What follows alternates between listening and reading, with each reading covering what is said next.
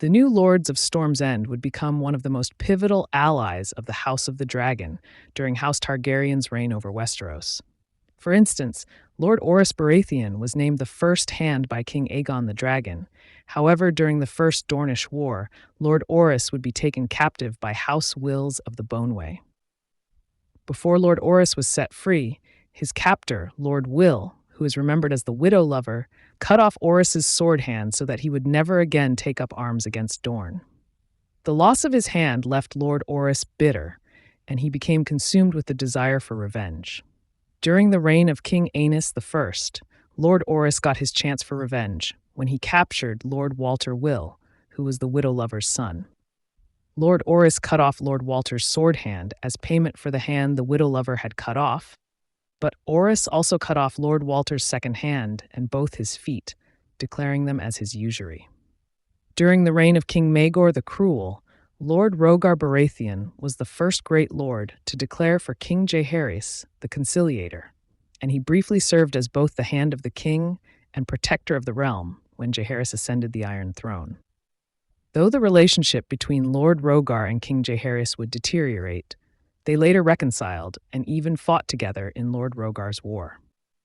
Lord Rhaegar's daughter, who was also the half-sister of the Conciliator, would later on be married to King Jaehaerys' eldest son and heir, Prince Aemon, and the two would eventually sire one daughter they named Rhaenys Targaryen. During the Dance of the Dragons, Lord Boros Baratheon, who was the grandson of Lord Rhaegar, sided with King Aegon the Elder and would even die for Aegon during the Battle of the King's Road, which is also remembered as the Muddy Mess. House Baratheon would fall out of favor with House Targaryen during the reign of King Aegon the Younger, but they nonetheless remained loyal to the Iron Throne. The Baratheons would prove their loyalty to the Targaryens during the First Blackfyre Rebellion, for they fought valiantly for King Daeron the Good against Daemon the First Blackfyre. However, during the troubled reign of King Aegon the Unlikely, House Baratheon openly rebelled against the Iron Throne when one of King Aegon's sons, Prince Duncan Targaryen, refused to marry the daughter of Lord Lionel Baratheon. This rebellion was ended when Lord Lionel was defeated in single combat by Sir Duncan the Tall, and one of King Aegon's daughters, the Princess Rhaella Targaryen, married Lord Lionel's son and heir, Ormond Baratheon. Lord Ormond and Princess Rhaella would sire a son they named Steffon Baratheon. Lord Ormond would prove to be loyal and dutiful to the Targaryens, and would even be named as the Hand of the King during the reign of King Jaehaerys II. During the War of the Nine Penny Kings, Lord Ormond led the Targaryen forces to the Stepstones, but he was soon killed after the fighting started. His son and heir, Steffon Baratheon, would then take up his father's command of the Stormlanders during this war. Lord Steffon had formed a close friendship with a young Prince Aerys and a young Lord Tywin Lannister, and the trio earned great renown during the War of the Nine Penny Kings. After the war was won, Lord Steffon married Lady Cassana Estermont, and they sired 3 sons they named Robert, Stannis, and Renly. During the reign of the Mad King, Aerys Targaryen, Lord Steffon would strive to increase the power of his house by making political alliances with some of the great houses of Westeros. For instance, Lord Steffon betrothed his eldest son and heir, Robert Baratheon, to the Lady Lyanna Stark, and he would also send Robert to foster in the Vale. And it was during his time in the Vale that Robert would form a lifelong friendship with Eddard Stark. Later on, Lord Steffon was sent to Essos in order to look for a suitable Valyrian bride for King Aerys' eldest son and heir, Prince Rhaegar Targaryen. Lord Steffon failed to find a bride for Prince Rhaegar, but on his journey back to Westeros, both Lord Steffon and his wife, Lady Cassana, died when their ship capsized off Cape Wrath. Lord Steffon's eldest son, Robert Baratheon, would then become the new Lord of Storm's End. Despite becoming the new Lord of Storm's End and Lord Paramount of the Stormlands, Lord Robert still spent more time at the Vale, where he served as the ward of Lord Jon Arryn. Once Robert reached his majority, it was expected that his long-term betrothal to Lady Lyanna Stark would be honored once she was also old enough to marry. However, Lord Robert and Lady Lyanna would never marry, for Lady Lyanna eloped with Prince Rhaegar Targaryen, and this action led to a devastating conflict between the Starks and the Targaryens, which saw the Mad King, Aerys Targaryen, brutally kill Lady Lyanna's father and eldest brother.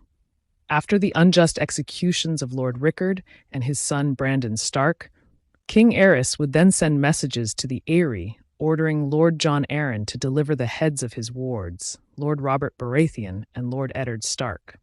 But Lord Jon refused to comply with this order, and he instead called his bannermen, which in turn started Robert's rebellion. Lord Robert fiercely fought throughout this rebellion, and at the Battle of the Trident, Robert Baratheon killed Prince Rhaegar Targaryen in single combat. After the downfall of House Targaryen, Lord Robert was crowned as the new King of the Seven Kingdoms on the account of him being a male descendant of King Aegon the Unlikely through Princess Rhaella Targaryen. King Robert I would then marry the Lady Cersei Lannister, and he would later cement his reign after he put down the Greyjoy Rebellion. Throughout his 15-year reign over Westeros, King Robert and Queen Cersei sired 3 children they named Joffrey, Myrcella, and Tommen. But Robert would also sire several bastards. But after King Robert's death, it was revealed that none of Queen Cersei's children were his, for they had been sired through the incestuous union of Queen Cersei and her twin brother, Sir Jaime the Kingslayer. This revelation led to a war, but rather than unite, King Robert's true heirs, Stannis Baratheon and Renly Baratheon, chose to fight each other for the Iron Throne, and King Stannis ended up killing his own brother using blood magic. After murdering his brother, King Stannis attacked King's Landing, but he was soundly defeated by the Lannister-Tyrell alliance. Embittered by this defeat, King Stannis once again turned to the Lady Melisandre, who convinced him to kill one of the late King Robert's bastard sons, Edric Storm, in order to wake the stone dragons at Dragonstone, but Stannis' Hand of the King, Sir Davos Seaworth, was able to temporarily turn Stannis from this course. In order to demonstrate the power of the Lord of Light, Lady Melisandre leeched Edric's Storm, and these leeches were then burned in a ritual in which King Stannis cursed his rivals. After this dark ritual, each of the 3 kings that had vexed King Stannis suffered horrific deaths, and this convinced Stannis that his bastard nephew had to be killed so that he might gain the Iron Throne. Sir Davos was able to help Edric to escape Dragonstone before he was burnt alive. And he was also able to convince King Stannis to sail north in order to help the Night's Watch that was under attack from the wildlings. King Stannis would then sail to the north with his entire family and army, and he was able to defeat the wildlings north beyond the wall.